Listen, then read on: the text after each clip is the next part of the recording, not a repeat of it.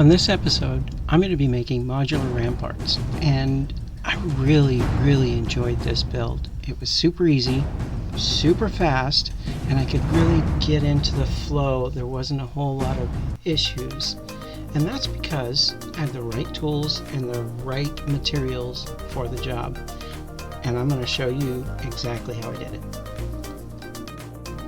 Man, I love thrift shopping for supplies that I can use for my crafting, and I might not even know I need or want something until I actually go and I see it and it sparks an idea in my head. So this idea was sparked by an indoor-outdoor blind that I got for like $3.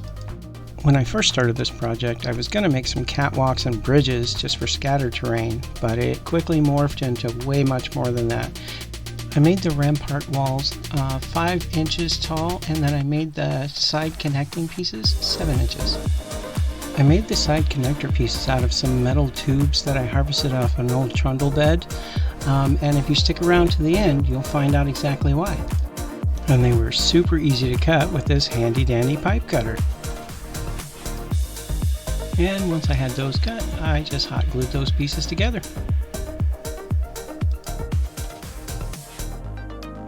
I also cut out some appropriate size catwalks and glued them on too.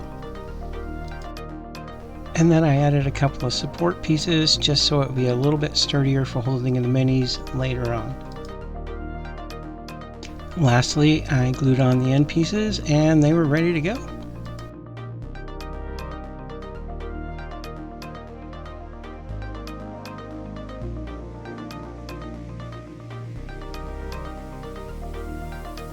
They connected up beautifully, they were sturdy, they were everything I could have wanted from this build.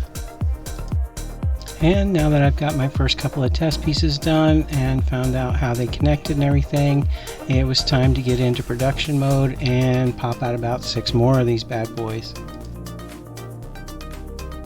So at this point, you know, I've already gone through with the process of the build, so I'm just going to ramble a little bit and say, you know, I really enjoyed doing this, and a couple more things that I've got coming up for this particular material is the Goblin Village. I'm also going to do some swayback bridges and a few things like that, so join me for those videos. As always, you know, these videos take a lot of time to produce.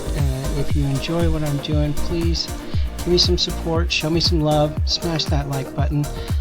If you haven't subscribed already, we'd certainly love to have you as a new subscriber. I am plowing right through the cutting of this material, and I gotta tell you, it's these metal shears make things so easy, especially hard to cut stuff. So I mean, if you don't have a pair, you should definitely get some.